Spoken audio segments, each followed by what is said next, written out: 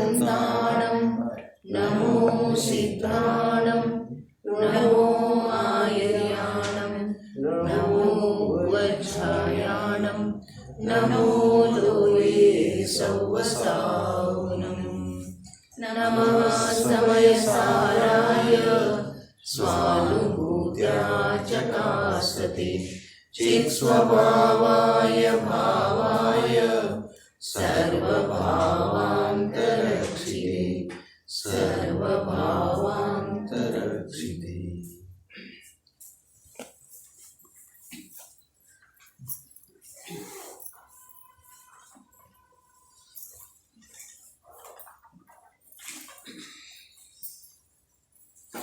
ಭರತ ಕ್ಷೇತ್ರದ ಭಗವಾನ್ ಸ್ವರೂಪವಿರುವ ಸಮಯಸಾರ ಪರಮಾತ್ಮದ ಮೇಲೆ 1100 ವರ್ಷಗಳ ಪೂರ್ವದಲ್ಲಿ ರಚಿಸಲ್ಪಟ್ಟಿರುವ ಆತ್ಮಖ್ಯಾತಿ ಟೀಕೆಯ ಮಧ್ಯದಲ್ಲಿ ಉದಿಸಿ ಬಂದಿರುವಂಥ ಕಲಶ ರೂಪದ ಕಾವ್ಯಗಳ ಮೇಲೆ ಬರೆದಿರುವ ರಾಜಮಲ್ಜೀಕೃತ ಬಾಲಬೋಧಿನಿ ಟೀಕೆಯ ಸ್ವಾಧ್ಯಾಯ ನಡೆದಿದೆ. ಪುಣ್ಯ ಪಾಪ ಅಧಿಕಾರದ 7ನೇ ಕಲಶಿದೆ. ವೃತ್ತಂ ಜ್ಞಾನಸ್ವಭಾವೇನ ಜ್ಞಾನಸ್ಯ ವಮನಂ ಸದಾ ಏಕದ್ರವ್ಯಸ್ವಭಾವತ್ವಾನ್ ಮೋಕ್ಷಹೇತುಸ್ತದೇವ ತತ್. ಸದಾ ಜ್ಞಾನಸ್ಯ ಭವನೆ ಏಕದ್ರವ್ಯಸ್ವಭಾವತ್ವಾತ್. ಮೂರೂ ಕಾಲದಲ್ಲೂ ಆ ಶುದ್ಧ ಚೇತನ ಪರಿಣಮನ ರೂಪವಾದ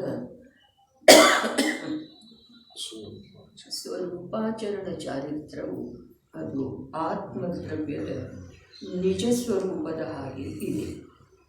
ಶುಭಾಶುಭ ಕ್ರಿಯೆಗಳ ಹಾಗೆ ಉಪಾಧಿ ರೂಪವಿಲ್ಲ. ಆ ಕಾರಣದಿಂದ ಅದು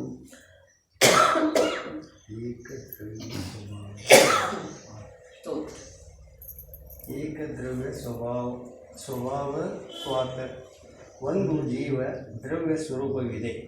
ಭಾವಾರ್ಥವು ಈ ಪ್ರಕಾರ ಒಂದು ವೇಳೆ ಗುಣಿ ರೂಪದ ಭೇದ ಮಾಡಿದರೆ ಶುದ್ಧತೆಯು ಜೀವದ ಗುಣವಿದೆ ಎಂಬ ಭೇದವು ಸಂಭವಿಸುತ್ತದೆ. ಮತ್ತು ಯಾವಾಗ ವಸ್ತು ಮಾತ್ರದ ಅನುಭವ ಮಾಡಲಾಗುತ್ತದೆ ಆಗ ಆ ಭೇದದ ನಾಶವೂ ಆಗುತ್ತದೆ. ಏಕೆಂದರೆ ಶುದ್ಧತ್ವ ಹಾಗೂ ಜೀವದ್ರವ್ಯ ವಸ್ತುವಂತೂ ಏಕಸತ್ತಾರೂಪವಿದೆ. ಇಂಥ ಶುದ್ಧತೆಯು ಮೋಕ್ಷದ ಕಾರಣವಿದೆ. ಇದನ್ನು ಹೊರತುಪಡಿಸಿ ಯಾವುದನ್ನು ಮಾಡಲಾಗುತ್ತದೆ ಅದೆಲ್ಲವೂ ಬಂಧದ ಕಾರಣವಿದೆ. ಶುಭ ಅಶುಭ ರೂಪದ ಕ್ರಿಯೆ ಏನದವು ಅವು ಜೀವನಿಗೆ ಉಪಾಧಿ ರೂಪ. ಉಪಾಧಿ ಅರ್ಥಾತ್ ಕಲಂಕ ರೂಪಿದಾವೆ, ಬಾಧೆಯನ್ನುಂಟು ಮಾಡುವಂಥ. ಶುಭದ ಮಾತು ಹೇಳಿದ್ದಾರೆ. ನಂತರ ಅಶುಭ ಕ್ರಿಯೆಗಳ ತ್ಯಾಗವನ್ನಂತೂ ಸಮಸ್ತ ಜೈನ ಕುಲೋತ್ಪನ್ನರ ತಮ್ಮ ತಮ್ಮ ಭೂಮಿಕೆಗೆ ಅನುಸಾರವಾಗಿ ಮಾಡಿರ್ತಾರೆ. ಏನ ಅಶುಭ ಕ್ರಿಯೆಗಳ ತ್ಯಾಗ. ಕ್ರಿಯೆ ಅಂದ್ರೆ ಪರಿಣಾಮನೇ ಇದೆ. ಪರಿಣಾಮದೊಳಗನೆ ಇರಲಿಲ್ಲ ಅಂತಂದ್ರೆ ಭಾಷೆ ದೈಹಿಕ ಕೂಡ ಆಗುವುದಿಲ್ಲ. ವಚನದ ಮೂಲಕ ಆಗಲಿ ಕಾಯದ ಮೂಲಕ ಆಗಲಿ ಆಗುವುದನ್ನೇ. ಏನು ಹೇಳ್ತು? ಅಶುಭ ಕ್ರಿಯೆಗಳ ತ್ಯಾಗವನ್ನಂತೂ ಸಮಸ್ತ ಜೈನ ಕುಲೋತ್ಪನ್ನರ ತಮ್ಮ ತಮ್ಮ ಜ್ಞಾನ ಅಥವಾ ಭೂಮಿಕೆಗೆ ಅನುಸಾರವಾಗಿ ಮಾಡಿಯೇ ಇರ್ತಾರೆ. ಅದರೊಳಗೆ ಯಾವ ವಿಶೇಷತೆಯೂ ಇಲ್ಲ. ಅನ್ಯಾಯ ಅನೀತಿ ಅಭಕ್ಷದ ಕುರಿತು ಜೈನ ಕುಲದೊಳಗೆ ಉತ್ಪನ್ನನಾಗುವಂಥ ಜೀವನಿಗೆ ಪ್ರಜ್ಞೆ ಇದ್ದೇ ಇರ್ತಿದೆ. ಆದರೆ ಆ ಪ್ರಜ್ಞೆಯೊಳಗೆ ತರತಮತೆ ಇರಬಹುದು, ಆದರೆ ಇದ್ದೇ ಇರ್ತಿದ್ದಾರೆ. ಅಜೈನರ ಹಾಗೆ ಜೈನರದ ಇರೋದನೇ ಇಲ್ಲ. ಅನ್ಯಾಯ ಇರುವುದಿಲ್ಲ, ಅನೀತಿ ಇರುವುದಿಲ್ಲ, ಭಕ್ಷಣೆ ಇರುತ್ತೆ. ಒಂದು ವೇಳೆ ದುರ್ಭಾಗ್ಯದಿಂದ ಇದ್ದರೂ ಕೂಡ,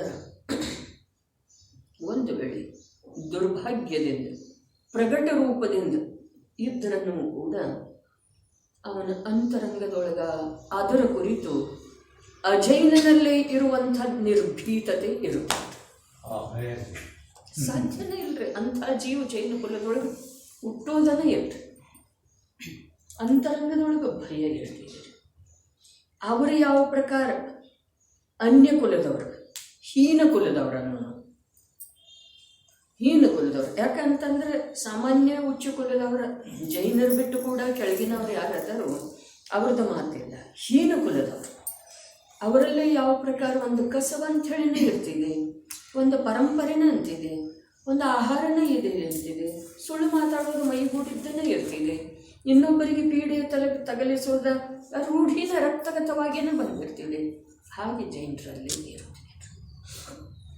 ಒಂದು ವೇಳೆ ಪ್ರಸಂಗವಶಾತ್ ಅಥವಾ ಯಾವುದೋ ದುರ್ಗತಿಯಿಂದ ಜೀವ ಬಂದ್ರೂ ಕೂಡ ಈ ಕುಲದೊಳಗಿನ ಜನ್ಮದ ಮಹಿಮಾ ಎಷ್ಟಿದೆ, ಅಂತರಂಗದೊಳಗೆ ಎಲ್ಲೆಲ್ಲೆಲ್ಲರೆ ಆ ಜೀವಕ್ಕೆ ಭೀತಿ ಇರ್ತಿದೆ. ಇದು ವಸ್ತು ಸ್ವರೂಪ ಇದೆ, ಇದನ್ನು ಅಲ್ಲಗಳೆಯೋದು ಸಾಧ್ಯನೇ ಇಲ್ಲ. ಕೇವಲ ಈ ಉತ್ತಮ ಕುಲದೊಳಗ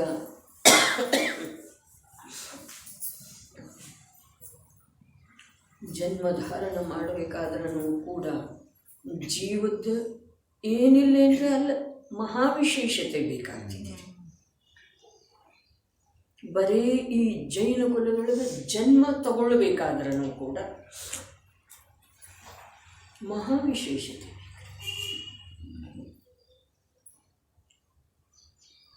ನಮಗೆ ಬೆಲೆ ಇಲ್ಲ.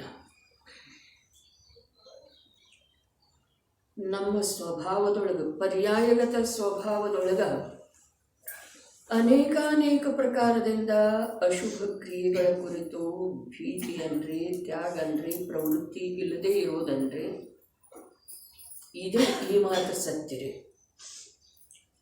ಆದರೆ ನಾನು ಅನಂತ ಕಾಲದಿಂದ ದೇಹಧಾರಣ ಮಾಡ್ತಾ ಇದ್ದೇನೆ. ಆದರೆ ಈ ಒಂದು ಉತ್ತಮ ಕುಲದೊಳಗೆ ದೇಹಧಾರಣ ಮಾಡಿರುವಂಥದ್ದು ಯಾವ ಭಾಗ್ಯ ಇದೆಯೋ ಅದು ಬಹಳ ವಿಶೇಷ ಇದೆ, ಸುಲಭವಾಗಿ ಸಿಗುವಂಥದ್ದು ಇಲ್ಲ. ಒಂದು ಸ್ವಲ್ಪ ಭಾವದ ಕಡೆಗೆ, ಶಬ್ದದ ವಾಕ್ಯದ ಭಾವದ ಕಡೆಗೆ ಹೋಗುವ ಪ್ರಯತ್ನ ಮಾಡುತ್ತಾರೆ. ನನಗೆ ಲಬ್ಧ ಏನಿದೆ ಅಥವಾ ನಾನೇ ಪಡೆದದ್ದು ಏನಿದೆ ಅದು ಬಹಳ ವಿಶೇಷ. ಹೆಸರೆತ್ತಿ ಹೇಳುವ ಅವಶ್ಯಕತೆ ಅನಿಸುವುದಿಲ್ಲ. ಆದರೂ ಕೂಡ ಸ್ವಾಭಾವಿಕವಾಗಿನ ವಿಚಾರ ಸರಣಿ, ಸ್ವಾಭಾವಿಕವಾಗಿನ ಅಂತರಂಗದ ಭಾವಗಳು ಉದಿಸಿ ಬರುವುದ, ಸ್ವಾಭಾವಿಕವಾಗಿನ ಎಲ್ಲ ಪ್ರಕಾರದ ಕ್ರಿಯೆ ಪರ್ಯಾಯಗತ ಯೋಗ್ಯತೆಯಿಂದ ಜೈನನು ಬೇರೆನೇ ಇರ್ತವ್ರೆ. ಪರ್ಯಾಯಗತ ಯೋಗ್ಯತೆಯಿಂದ ಹೇಳ್ತಾ ಇದ್ದೇನೆ. ಮೇಲ್ನೋಟಕ್ಕೆ ಎಲ್ಲರ ಹಾಗೆ ಕಂಡು ಬಂದರನೂ ಕೂಡ ಜೀವದ ಮಾತು ಹೇಳ್ತಾ ಇದೆ.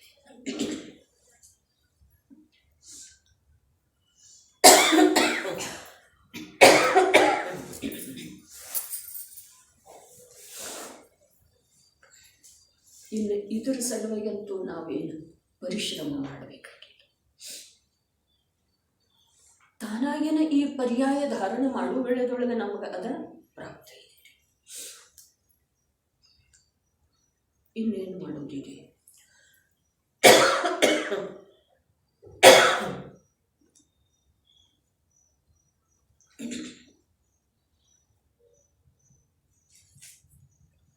ಅದು ಯಾವುದು ಪರ್ಯಾಯಗತ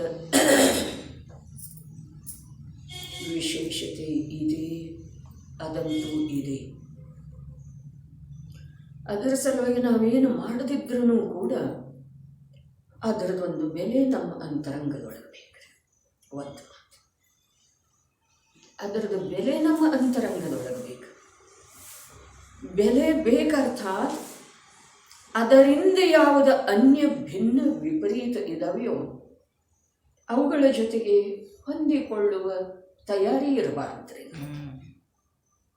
ತಿಳಿತೇನೆ. ಅದರಿಂದ ಭಿನ್ನ ಅನ್ಯ ವಿಪರೀತ ಪ್ರಕಾರ ಅದಾವ್ರಿ ಅದರೊಳಗೆ.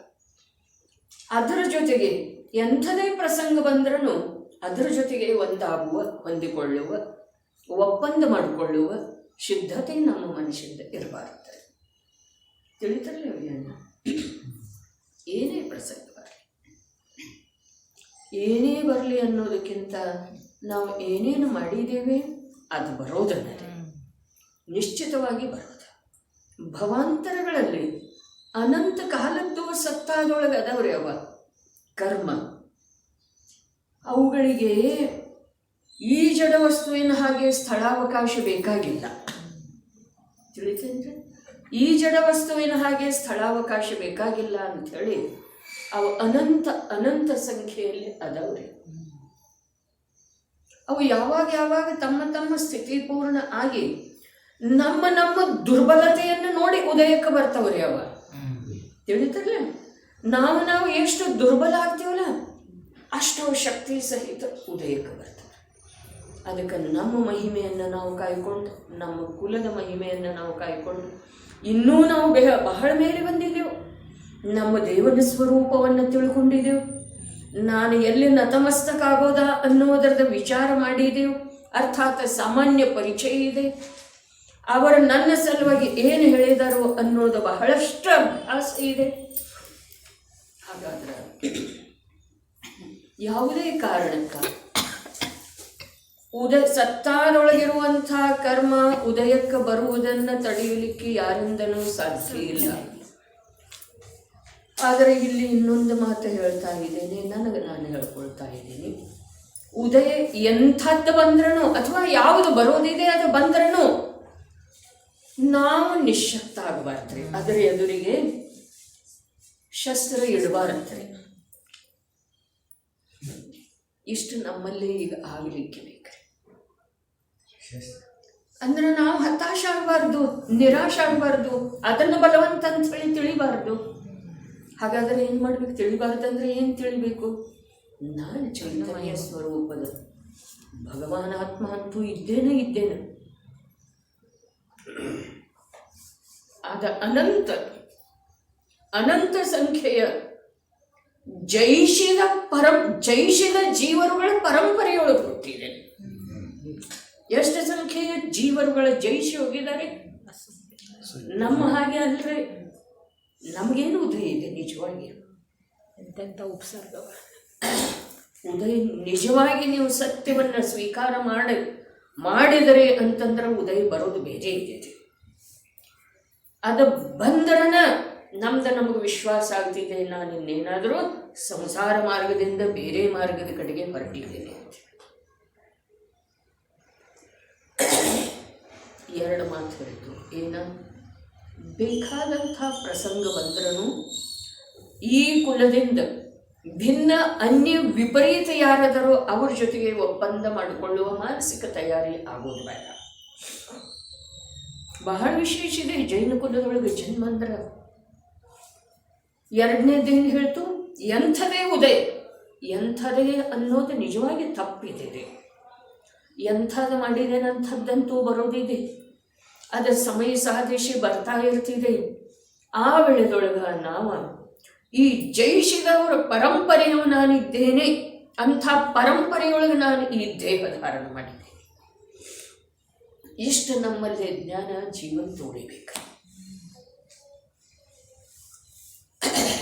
ಇದೇನಾಯಿತು ಅಂತಂದ್ರೆ ಇದು ಸ್ಥೂಲ ರೂಪದಿಂದ ಪರ್ಯಾಯದ ಯೋಗ್ಯತೆಯನ್ನು ವಿಶೇಷವಾಗಿ ದೊರಕಿದೆಯೋ ಅದರ ಸಂರಕ್ಷಣೆ ಮಾಡಿದ ಹಾಗೆ.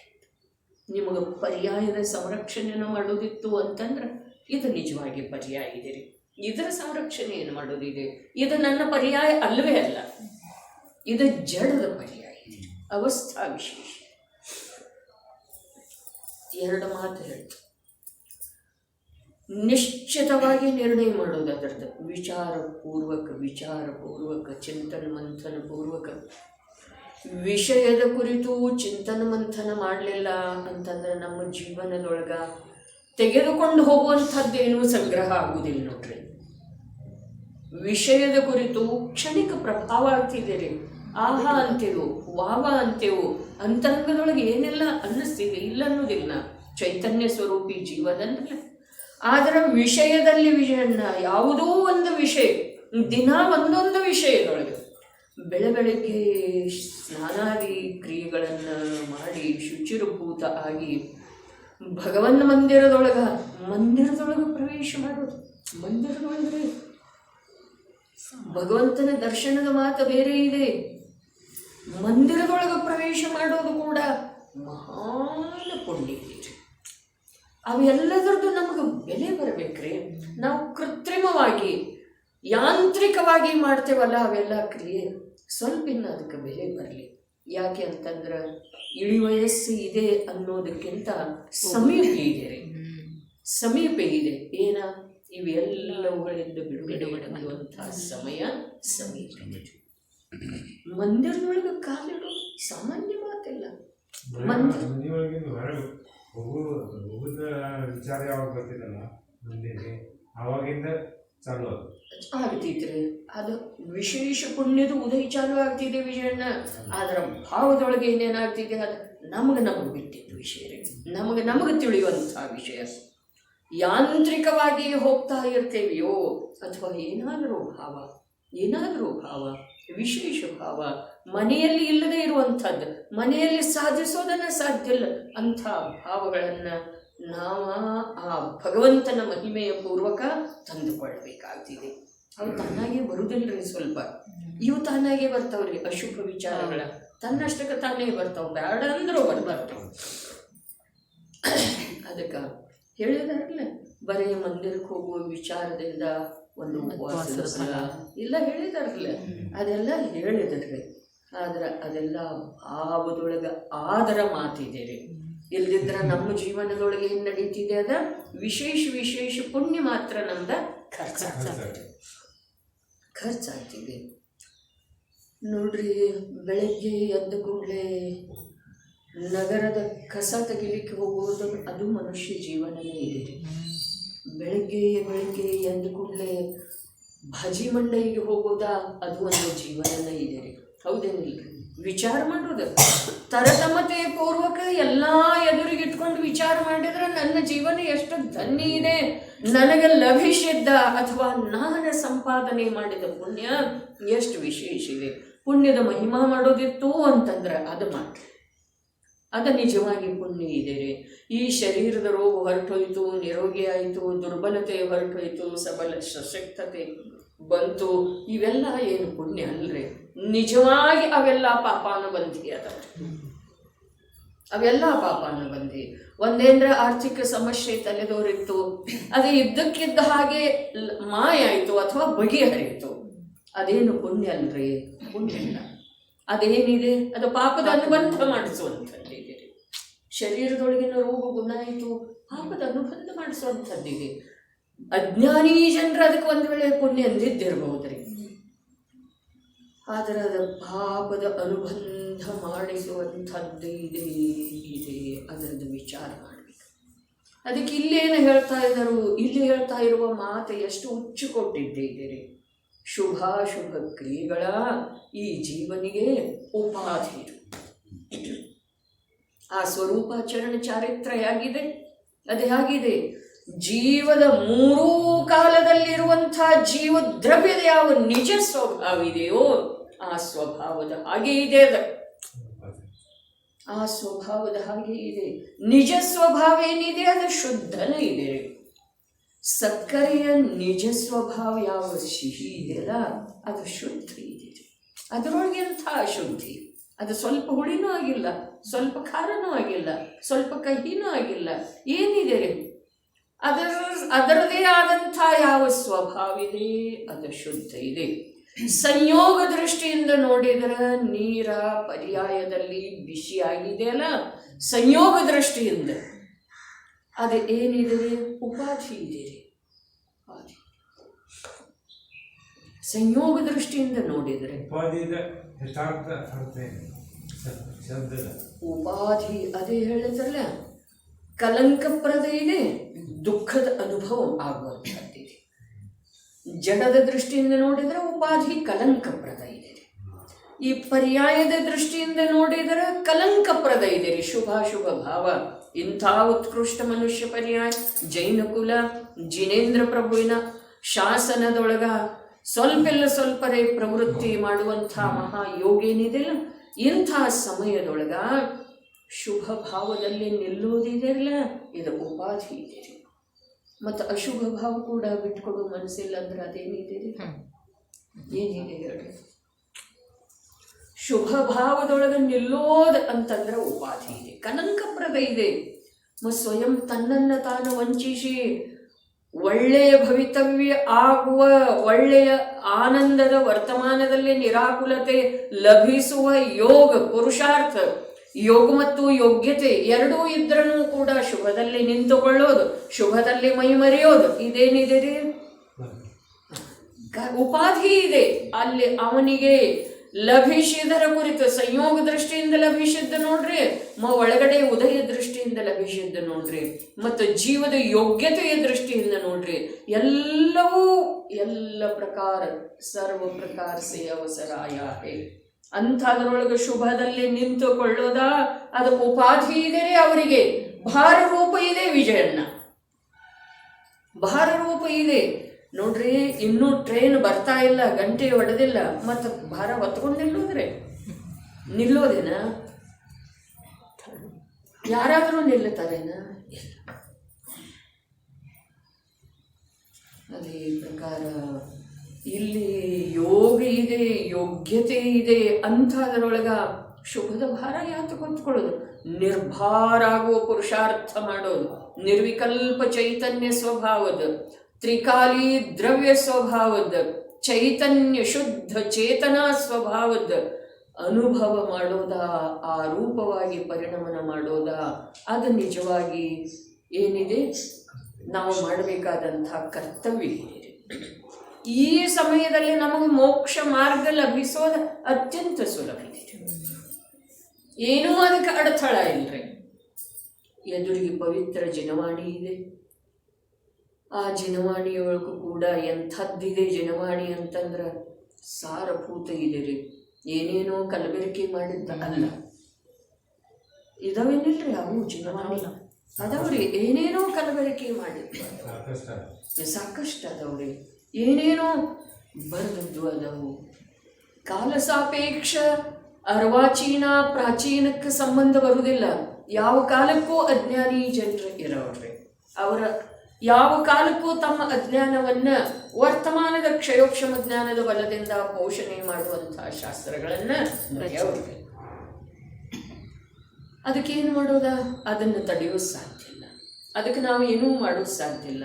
ನಮಗೆ ಮಹಾಭಾಗ್ಯದಿಂದ ಯಥಾರ್ಥ ಸಿಕ್ಕಿದೇನಿಲ್ಲ, ಇದು ಯಥಾರ್ಥ ಇದೆ, ಅದು ಇನ್ನೊಂದು ಯಥಾರ್ಥ ಇಲ್ಲ ಅಂತ ಯಾರು ಹೇಳ್ತಾರೋ? ಅದೇ ನನ್ನ ಅಂತರಂಗ ಹೇಳ್ತಾ ಇದೆಯಲ್ಲ, ಇಷ್ಟು ದಿವಸದ ಅಭ್ಯಾಸದಿಂದ ನಮ್ಮ ಅಂತರಂಗ ಹೇಳ್ತಾ ಇದೇನಿಲ್ರಿ. ಯಾವ ದೇವ ಏನೂ ಕೊಡೋದು ಸಾಧ್ಯ ಇಲ್ಲ, ಯಾವ ಪೂಜೆಯಿಂದ ವಾಸ್ತವದಲ್ಲಿ ಕರ್ಮನಾಶ ಆಗೋದು ಸಾಧ್ಯ ಇಲ್ಲ, ಇದು ಹೇಳ್ತಾ ಅಜೈನ್ರ ಮಾತು ಹೇಳ್ತಾ ಇಲ್ಲ ನಾನು. ಯಾವ ದೇವ ರಾಗಿ ದ್ವೇಷಲ್ ವೀತರಾಗ ದೇವ ಕೂಡ ಏನೂ ಕೊಡೋದು ಸಾಧ್ಯ. ಹಾಗೆ ಕೊಡಬೇಕಾಗಿದ್ರ ಆದಿದೇವ ಮರೀಚಿಗೆ ಕೊಡ್ಬೋದಾಗಿತ್ತು. ಆದಿದೇವ ಮರೀಚಿಗೆ ಕೊಡ್ತಿದ್ದ ಅಂತಂದ್ರೆ ದೇವನ ಸ್ವಭಾವ ಕೊಡುವಂಥದ್ದಿದೆ ಅಂತ ಹೇಳಿ ನಾವು ಮನ್ನಿಸಬಹುದಾಗಿತ್ತು. ಯಾವುದಾದ್ರೂ ವಿಧಾನ ಮಾಡಿ ಕರ್ಮ ದಹನ ಮಾಡೋದಿತ್ತು ಅಂತಂದ್ರೆ ಚಕ್ರವರ್ತಿಗಳ ಹತ್ರ ಏನು ಕಮ್ಮಿ ಇರಲಿಲ್ರಿ, ಎಂಥ ಬೇಕಾದಂಥ ವಿಧಾನ ಮಾಡಬಹುದಾಗಿತ್ತು ಕರ್ಮವನ್ನು ಸುಟ್ಟಾಕುವ ಸಲುವಾಗಿ. ಆದರೆ ಅದು ಸಾಧ್ಯ ಇಲ್ಲ. ಇದನ್ನು ನಾವು ತಿಳ್ಕೊಳ್ಳಬೇಕು.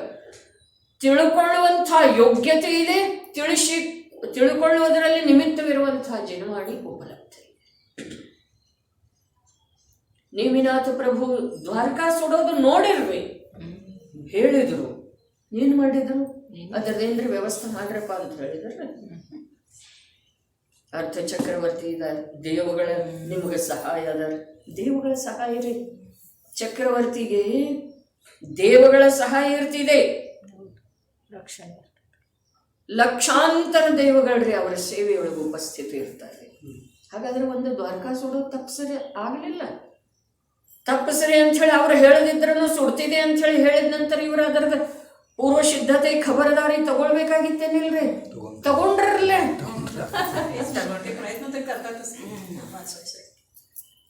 करतातच म्हटले तर संसार आहेच.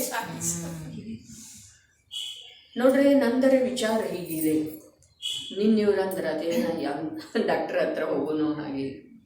ನೋಡ್ರಿ, ಇಂಥ ತ್ರಿಲೋಕ ಪೂಜ್ಯ ಪ್ರಭುವಿನ ಸಾನ್ನಿಧ್ಯಕ್ಕೆ ಬಂದ ಮತ್ತು ಯಾರೋ ಪಾಪಿಗಳ ಅದೇನು ತಕೊಂಡು ಕೂತಿದ್ದಾರೆ ಅಂಗಡಿಯಲ್ಲಿ ಹೋಗಿ ಕವಲ ಮಾಡ್ಕೊತ ಕೊಡುವುದ್ರೆ ಯಾತ್ರೆ ಸಲುವಾಗಿ ಅಂದಿದ್ದೇನೇನಿಲ್ಲ ನಿಮ್ಗೆ. ನಾಲ್ಕು ಒಳ್ಳೆಯದು ಯಾತ್ರೆ ಸಲುವಾಗಿ ತಯಾರಿ ಬೇಕು ನೋಡ್ರಿ. ಪ್ರಯತ್ನ ತರ ಕರಾಯಲ ಪಾಯ್ಜಿ. ಯಾವುದರ ಸಲುವಾಗಿ? ಅರೆ ನನ್ನ ಸ್ವರೂಪನ ತಿಳ್ಕೊಳ್ಳೋ ಸಲುವಾಗಿ ಪ್ರಯತ್ನ ತರ ಕರಾಯಲच ಪಾಯ್ಜಿ. ನನ್ನ ಸ್ವರೂಪದ ನಿರ್ಣಯ ಮಾಡುವ ಸಲುವಾಗಿ ಪ್ರಯತ್ನ ಮಾಡಲಿಕ್ಕೆ ಬೇಕು. ಮಾಡುವ ಅವಸರ ಇದು ಒಂದೇ ಇದೆ. ಇದನ್ನು ಉಳಿಸಿಕೊಳ್ಳುವ ಪ್ರಯತ್ನ ಒಂದು ವೇಳೆ ಮಾಡಿನಂತ ತಿಳಿಯಿರಿ. ಅದು ಆ ಪ್ರಯತ್ನ ಮಾಡುವ ಯಾವ ಭಾವ ಇದೆಯಲ್ಲ ಅದರೊಳಗೆ ಇಂಥವು ಸಾವಿರಾರು ಬಂದು ಬೀಳ್ತಾವ್ರಿ. ಇಂಥವು ಹುಟ್ಟಿ ಬರ್ತಾವ. ಇಂಥವು ಭಾರ ರೂಪದ್ದು ಸುಧಾತಾಯಿ ಸೂಕ್ಷ್ಮ ಭಗವಂತ ಒಂದು ಅಭ್ಯಾಸ ಮಾಡಿದ ನಂತರ ಅದು ಉಳಿಯಂಗಿಲ್ಲ ಅನ್ನೋಂಥ ಒಳಗೆ ಅಂತರ್ಭಾವ ಇರೋದೆ. ಈ ಮೇಲ್ಪಟ್ಟಿ ಆ ಅಂತರ್ಭಾವ ಮತ್ತಷ್ಟು ಜಾಗೃತಿ ಈ ಮೇಲ್ಪಟ್ಟಿಗೆ ಆ ಥರ ಇಡಬೇಕು. ನಿಮ್ಗೆ ಒಂದು ವೇಳೆ ನಾನು ನಿಮ್ಗಿಂತ ಮೊದಲು ಹೋದ್ನಂದ್ರೆ ಈ ಮಾತಿನ ನಿರ್ಣಯ ಆಗೋದಿದ್ದೀರಿ. ನಾನು ಮಾತಾಡ್ತಿದ್ನು ಅದೆಲ್ಲ ತಪ್ಪಿತ್ತು, ತಾಯಿ ಹೇಳ್ತಿದ್ದಾಳೆ ಅದು ಸರಿ ಇತ್ತು ಅಂಥೇಳಿ. ಇಲ್ಲ ಅಂತಂದ್ರೆ ಭವಾಂತರದೊಳಗೆ ಆಗ್ತಿದ್ದೀರಿ ನಿರ್ಣಯ. ನೋಡ್ರಿ, ಪ್ರಯತ್ನ ಮಾಡೋದು ಇರುವುದಿಲ್ಲ. ಭೂಮಿಕೆಗೆ ಅನುಸಾರವಾಗಿ ಅಶಕ್ತತೆಯಿಂದ ಆಗತಿತ್ರ ಅದು ಯೋಗ್ಯಲ್ರೇ. ಅಶಕ್ತತೆಯಿಂದಾದ್ರೂ ಯೋಗ್ಯ ಇದೆಯೇನ? ದುರ್ಬಲತೆಯಿಂದಾದ್ರೂ ಸರಾಹನೀಯ ಇದೆ ಅನ್ರಿ. ಇನ್ನೂರಿಗೆ ತಾವು ಹೇಳುವಾಗ ಅಶಕ್ತತಾನೇ ತಪಶ್ಚರ್ಯ ಮಾಡೋರಿಗೆ ಮಹಾಮುನಿಗಳಿಗೆ ಶುಭಭಾವ ಬಂದೇ ಬರ್ತದೆ. ಅದು ವಜ್ಜಿದೆ ಅಂತ ತಾವು ಒಂದು ಸ್ವಲ್ಪ ಹೇಳಿದ್ವಿ. ಅಂಥ ಮುನಿಗಳಿಗೆ ಅದು ವಜ್ಜೆ ಆಗುವಂಥ ಅಷ್ಟು ಉದಯ ಹಂಗೆ ಇರ್ತೈತೋ ಏನು ಅವರಾಗ ಅದನ್ನ ಶುಭ ಕಾರ್ಯ ಮಾಡ್ಕೋತಾರೋ ಏನು ಬರ್ತೈತೋ? ಮಾಡುವುದಿಲ್ಲ. ಅವರು ಶುದ್ಧದೊಳಗೆ ನಿಲ್ಲುವ ಸಲುವಾಗಿ ದುರ್ಬಲ ಆಗ್ತಾರಲ್ಲ ಅವಾಗ ಅದು ಬರ್ತಿದ್ರು. ಒಂದು ಮಾತು ಶುಭ ಭಾವ ಅವರಲ್ಲೇ ಯಾವುದಿರ್ತಿದ್ರಲ್ಲ, ಸಾಧಕರಲ್ಲೇ, ಮುನಿರಾಜರಲ್ಲೇ, ಶುದ್ಧೋಪಯೋಗಿ ಸಂತರಲ್ಲೇ ಯಾವ ಶುಭ ಭಾವ ಇದೆಯಲ್ಲ ಆ ಶುಭ ಭಾವದ ಕಲ್ಪನಾ ಕೂಡ ನಾವು ಮಾಡೋದು ಸಾಧ್ಯ. ಆ ಶುಭ ಭಾವ ವಚನದಿಂದ ಹೇಳಬೇಕಾಯ್ತು ಅಂತಂದ್ರೆ ಸ್ವಭಾವದಲ್ಲಿ ಸ್ಥಿರವಿರುವ ಪುರುಷಾರ್ಥ ಏನಿದೆ ಅದುವೇ ಅವರ ಶುಭ ಭಾವ ಇದೆ. ಸ್ವಭಾವದಲ್ಲಿ ಶಾಶ್ವತ ರೂಪದಿಂದ ಸ್ಥಿರವಾಗುವಲ್ಲಿ ಪುರುಷಾರ್ಥ ಮಾಡ್ತಾ ಇರುವ ವೇಳೆದೊಳಗ ಪರಪ್ರಕಾಶಕ ಜ್ಞಾನದೊಳಗ ಆ ಪೂರ್ಣತೆಯನ್ನು ತಲುಪಿರುವ ಅರ್ಹಂತ ಸಿದ್ಧರದೇನು ಅಗಣಿತ ಮಹಿಮೆ ಬರ್ತಿದೆಯೋ ಅದು ಶುಭ ಭಾವ ಇದೆ. ಪಂಚಪಾಂಡವರಲ್ಲಿ ಇಬ್ಬರು ಅವರಿಗೆ ಶುಭ ಭಾವ ಬಂತು, ಅದು ಸಹಜ ಬಂತು, ಇದು ನಿಶ್ಚಿತ. ಆದ್ರೆ ಅವ್ರು ವಜ್ಜೆ ಆಗೈತಿ ಅದು ಇಲ್ಲ.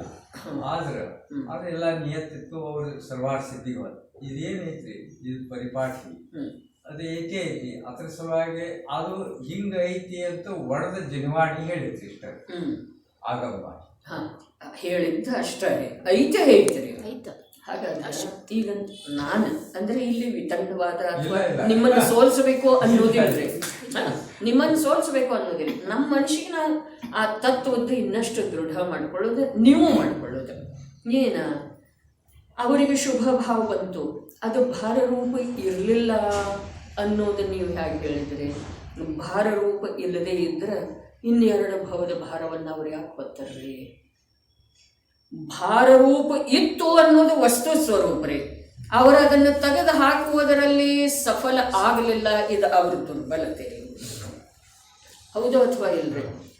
ಇನ್ನೊಂದು ಸ್ಥೂಲ ಮಾತ, ಧರ್ಮ ಭೀಮ ಅರ್ಜುನದ ಪ್ರಶಂಸೆ ಮಾಡವ್ರ, ನಕುಲ ಸಹದೇವರದ ಮಾಡವ್ರ, ನೀವು ಅಲ್ಲ. ಆಗಮಕಾರರು ಯಾರ್ದು ಪ್ರಶಂಸೆ ಮಾಡಿದ್ದಾರೆ? ಧರ್ಮ ಭೀಮ ಅರ್ಜುನರದ್ದು ಪ್ರಶಂಸೆ ಮಾಡಿದ್ರು ಅಥವಾ ನಕುಲ ಸಹದೇವರು? ಅವರೇನು ಅಂಥ ಅಪರಾಧ ಮಾಡಿದ್ರು ಹೀಗೆ ಮಾತಿಲ್ಲ. ಅದು ಆಯ್ತರೆ, ಆಗೋದಿತ್ತರೆ, ಆಗೋದಿತ್ತು, ಆಗೋದು ಇದ್ದನ ಆದರನು ಕೂಡ ಅದು ಪ್ರಶಂಸೆ ಮಾಡುವಂಥ ಕಾರ್ಯ ಅಲ್ಲ. ಆ ಅವಸ್ಥೆಗೆ ಪ್ರಶಂಸೆ ಅಥವಾ ದ್ವೇಷ ಪ್ರಶ್ನೆ ಇಲ್ಲ. ಆದ್ರೆ ನಿಯತಿ ವ್ಯವಸ್ಥಾನ, ನಿಯತಿದು ವ್ಯವಸ್ಥಾ ಅನ್ರಿ, ಕ್ರಮಬದ್ಧ ಪರ್ಯಾಯ ಅನ್ರಿ. ಅವ್ರ ಇನ್ನ ಒಂದು ಭವ ಅಥವಾ 33,000 ಸಾಮಾನ್ಯ ಮಾತಲ್ರಿ. ಅವರು ಏನು ಅನುಭವಿಸ್ತಾ ಇದ್ದಾರೆ? ಗಾಂಡೀವಧಾರಿ, ಗದಾಧಾರಿ ಅವರೇನು ಅನುಭವಿಸ್ತಾ ಇದ್ದಾರೆ ಅದನ್ನು ಈ ಸಹದೇವ ನಕುಲರ ಅದರಿಂದ ವಂಚಿತ ಉಳಿದರೇನಿಲ್ರಿ, ಉಳಿದರೇನಿಲ್ಲ. ವಸ್ತು ಸ್ವರೂಪ ತಿಳ್ಕೊಳ್ಳೋದಿದೆ, ಅದು ಹಾಗೆಯೇ ಆಗುವುದಿತ್ತು. ಅದು ಕ್ರಮಬದ್ಧ ಪರ್ಯಾಯ. ಇನ್ನೂ 33 ಸಾಗರೋಪಮ ಕಾಲ ಅವರ ಸಂಸಾರದೊಳಗನ ಇರೋರು ಇದ್ದರೂ ಅವರದ್ದು ಇನ್ನೂ ಸಂಸಾರದಿಂದ ಪರಿಮುಕ್ತ ಆಗುವ ಸಮಯ ಬಂದಿಲ್ಲ. ಇದು ಎಲ್ಲ ಒಂದೊಂದು ಸಮವಾಯದ ಅಪೇಕ್ಷಾದಿಂದನ್ರಿ, ಪರ್ಯಾಯದ ಯೋಗ್ಯತೆ ಅಪೇಕ್ಷಾದಿಂದನ್ರಿ. ಅಲ್ಲಿ 608 ಕ್ರಮ ಇದಾವೆ, ಅದರೊಳಗೆ ಇನ್ನೂ ಅವ್ರದ್ದು ನಂಬರ್ ಹತ್ತಿಲ್ಲ ಅನ್ನೋ ಮಾತನ್ರಿ. ನೋಡ್ರಿ, ಅಜಿತನಾಥ ತೀರ್ಥಂಕರಿಗೆ ತೀರ್ಥಂಕರ ನಾಮಕರ್ಮ ಬಂಧಿಸಿತ ಮೊದಲ್ರಿ. ಅವರು ಹೋದರೆ ಯಾವ ವಿಶೇಷ ಸ್ವರ್ಗದೊಳಗ್ರಿ, ಅರ್ಥಾತ್ ಅಧಿಕ ಆಯು ಇರುವಂತಹ ಸ್ವರ್ಗದೊಳಗೆ. ಅದರ ನಂತರ ಎಷ್ಟೋ ಕಾಲೇ ಇಲ್ಲ. ಸಂಭವನಾಥ ತೀರ್ಥಂಕರಿಗೆ ಏನಾಯ್ತು, ತೀರ್ಥಂಕರ ನಾಮಕರ್ಮದ ಬಂಧ ಆಯ್ತ್ರಿ. ಅಜಿತನಾಥ ತೀರ್ಥಂಕರಿಗೆ ಮೊದಲಲ್ಲ, ತಪ್ಪಿನ ಸಂಭವನಾಥ ತೀರ್ಥಂಕರಿಗೆ ಮೊದಲು ತೀರ್ಥಂಕರ ನಾಮಕರ್ಮದ ಬಂಧ ಆಯ್ತ್ರಿ. ಆದ್ರೆ ಅವ್ರ ಮೇಲಿನ ಸ್ವರ್ಗಕ್ಕೆ ಹೋದ್ರಿ. ಅಜಿತನಾಥ ತೀರ್ಥಂಕರಿಗೆ ನಂತರ ತೀರ್ಥಂಕರ ನಾಮಕರ್ಮದ ಬಂಧ ಆಯ್ತ್ರಿ. ಅವರ ಕೆಳಗಿನ ಸ್ವರ್ಗಕ್ಕೆ ಹೋದ್ರು, ಮತ್ತು ಅವ್ರ ಮೊದಲು ತೀರ್ಥಂಕರ ಆಗಿ ಆ ಕರ್ಮ ಭವಿಷ್ಯ ಮೋಕ್ಷ ಹೋದ್ರು. ಸಂಭವನಾಥ ತೀರ್ಥಂಕರಿಗೆ ಇವರಿಗಿಂತ ಮೊದಲು ತೀರ್ಥಂಕರ ನಾಮಕರ್ಮ ಬಂಧ ಆಯ್ತ್ರಿ.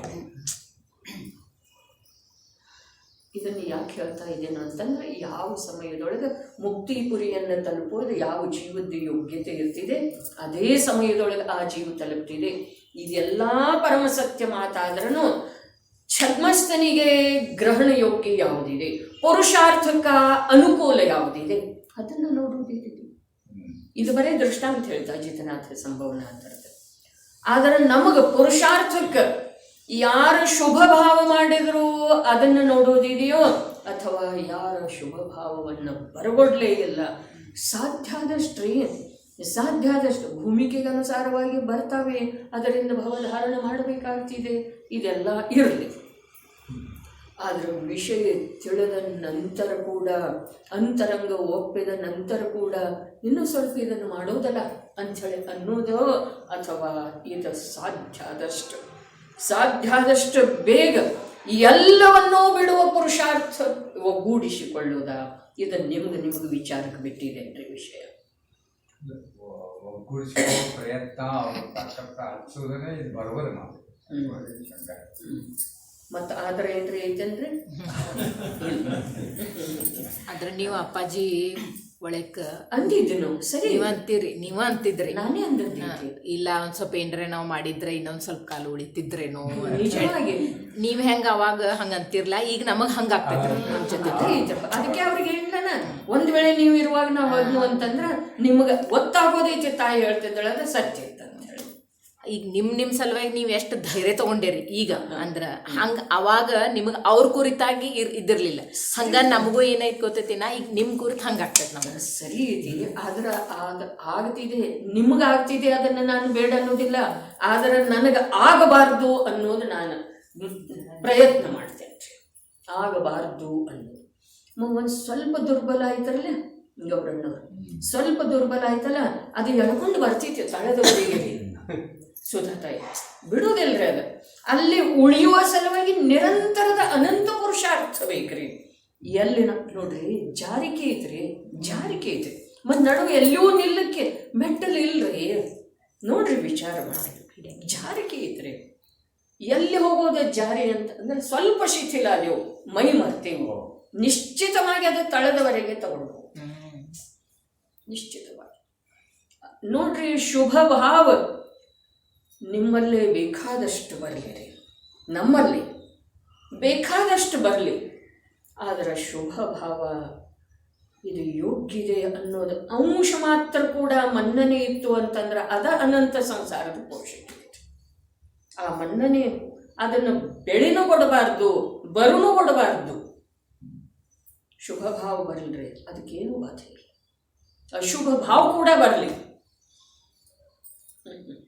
ಕಿರ್ಚಾಡ್ರಿ, ಶರೀರದೊಳಗೆ ರೋಗ ಆಯ್ತಂದ್ರೆ ಅದೇನು ದೋಷ ಅಲ್ಲ, ಅದು ದುರ್ಬಲತೆ ಇದೆ. ಕಿರ್ಚಾಡುವಂಥ ಅದೇನ್ರಿ ಅವಮಾನ ಇದೆ ಹೀಗೆ ಅಂತ ತಿಳ್ಕೊಳ್ಬೇಡ್ರಿ. ಆದ್ರೆ ಅಲ್ಲಿ ಆ ವೇಳೆದೊಳಗೂ ಕೂಡ ತತ್ವದ ಶ್ರದ್ಧಾದೊಳಗ ಜ್ಞಾನ ಕೆಲವು ಅಂಶ ರೂಪದಿಂದಲೇ ಜಾಗೃತಿ ಇರಲಿ. ಇಷ್ಟು ನಾವು ಮಾಡಿದವ್ರಿಗೆ ನಮಗೆ ಇದು ಬೇಡ ಅಂದರೆ ಇದು ಸುಲಭವಾಗಿ ಬೇಕು ಸುಲಭವಾಗಿ. ಮತ್ತು ಮಾತಂತೂ ಹೀಗಿದೆ, ನೀವು ಎಷ್ಟೋ ಉಪಚಾರ ಜಗತ್ತಿನೊಳಗೆ ಸರ್ವಶ್ರೇಷ್ಠ ತಜ್ಞರನ್ನು ತಂದ್ರೂ ಕೂಡ ಒಂದೂ ಸಮಯ ನಾನು ಎಷ್ಟು ತಂದಿದ್ದೇನೋ ಅದಕ್ಕಿಂತ ಒಂದೂ ಸಮಯ ಈ ದೇಹದ ಜೊತೆಗೆ ಅಧಿಕ ಸಾಧ್ಯ. ಮತ್ತು ಇರುವುದರೊಳಗೆ ಶೋಭಾ ಇಲ್ಲ, ಇದು ಮೂಲ ಮಾತಿದೆ. ಅದರ ಜೊತೆಗೆ ಇರುವುದರೊಳಗೆ ಶೋಭಾ ಇದೆ ಏನ್ರಿ?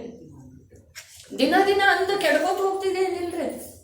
ಅಪ್ಪಾಜಿ ಹೋದ್ಮೇಲೆ ಎಷ್ಟೋ ಬಾರಿ ರೋಡ್ ಒಳಗ ತೀರ ವೃದ್ಧ ಅತ್ಯಂತ ಕೃಷ ಆದವ್ರನ್ನ ನೋಡಿ ಅಂಥ ಅವಮಾನಕ್ಕೆ ಕೂಡ ಗುರಿಯಾಗಲಿಲ್ಲ ನಮ್ಮ ಬಾಬರಿಗೆ. ಆಗಿದ್ದರು ಜರಾವಸ್ಥೆಯ ಅರ್ಥಾತ್ ವೃದ್ಧಾಪ್ಯದ ವಿಕೃತಿ ಕೂಡ ಅವರಲ್ಲಿ ಕಾಣಿಸಲಿಲ್ಲ. ಅದೇ ಸುಂದರ ರೂಪ ಉಳಿತು. ಕೊನೆಯಲ್ಲಿ ಅವ್ರು ಏನು ಹೇಳಿದ್ರು ಗೊತ್ತಾ ತಾಯಿ, ನೀವು ಪ್ರವಚನಕ್ಕೆ ಹೋಗ್ತಿದ್ರ ಕೂತೋದ್ ಮನೇಲಿ ನನಗೆ ಸ್ವಲ್ಪ ಅವ್ರ ಹತ್ರ ಏನೋ ಕೇಳಬೇಕಂತ 2 ದಿವಸದಿಂದ ನಾನು ತೀರ್ಕೊಳ್ಳೋದಿದ್ದಾಗ ಆಮೇಲೆ ಏನೇನೆಲ್ಲ ಹೇಳಿದ್ರು. ಆಮೇಲೆ ಕೊನೆಯಲ್ಲಿ ನೋಡಮ್ಮ ಶರೀರದ ಮೇಲೆ ಮಮತೆ ಬಿಡಬೇಕು. ಕೊನೆ ಪ್ರವಚನದೊಳಗೆ ಏನು ಹೇಳಿದ್ರು ಅವರ? ಅತ್ತಗುರಿ ಇತ್ತಗುರಿ ಒಂದು ಸ್ವಲ್ಪ ಆಹಾರ ಅನ್ಸ ತಗೊಳ್ರಿ ಅಂತ ಹೇಳಿ ನೀವು ನನಗೆ ಹೇಳಿ ನಿಮ್ಮ ದರ್ಶನ ಮೋಹ ಪುಷ್ಟಿ ಮಾಡ್ಕೋಬೇಡ್ರಿ. ನಿಮ್ಮ ದರ್ಶನ ಮೋಹ ನಾನಂತೂ ನೀವು ಹೇಳ್ರಿ ಕೇಳವ ಇಲ್ಲ ಅಂತ ಅರ್ಥರೇ ಅಲ್ಲಿ. ಹೌದೇನಿಲ್ರಿ? ನಿಮ್ಮ ದರ್ಶನ ಮೋಹ ನೀವು ಪುಷ್ಟಿ ಮಾಡ್ಕೊಳ್ಳಿ. ಇಷ್ಟು ದಿವಸ ಅವರು ಹೋದ ನಂತರ ನಾವು ಬದುಕಿದ್ದೀವಿ ಅಂದಮೇಲೆ ನಾವು ಏನಾರೇ ಗಳಿಸ್ಬೇಕು ಅಥವಾ ಬೇಡ್ರಿ, ಏನಾರೇ ಹಿಡ್ಕೊಳ್ಳಿಕ್ಕೆ ಬೇಕು ಅಥವಾ ದಾಟುವಂಥದ್ದು ಒಂದು ಹುಲ್ಲು ಕಡ್ಡಿ ಆಧಾರ ಅಂತಾರಂಗಿಲ್ರಿ, ನೀರಿನೊಳಗೆ ಬಿದ್ದವನಿಗೆ ಅಂಥದ್ದರ ಒಂದು ಹಿಡ್ಕೊಳ್ಳೋದಿದ್ದೀರಿ. ಇಲ್ಲ ಅಂದ್ರೆ ಜಾರೋದು ಬಹಳ ಸುಲಭ. ಉದಯದ ಅನುಸಾರ ಏನು ಆಗೋದಿಲ್ಲ, ಅದು ಆಗಲಿ. ನನ್ನ ದವಾಖಾನೆಗನ ಹೋಗೋದಿಲ್ಲ ಅಂಥೇಳಿ ನಿಯಮ ಇಲ್ಲ, ನನ್ನೇನು ಒಯ್ಬೇಡ್ರಿ ಅಂತ ನಾನು ಯಾರಿಗೂ ಹೇಳಿಟ್ಟಿಲ್ಲ, ಇಡೋದೂ ಇಲ್ಲ. ಆದರೆ ನಾನಾಗಿ ನನ್ನ ಕಾಲಿನಿಂದ ಹೋಗೋದಿಲ್ಲ. ಇಷ್ಟು ನಂದು ನಿರ್ಣಯ ಇದೆ. ಜನವಾಡಿಯದರಿಗೆ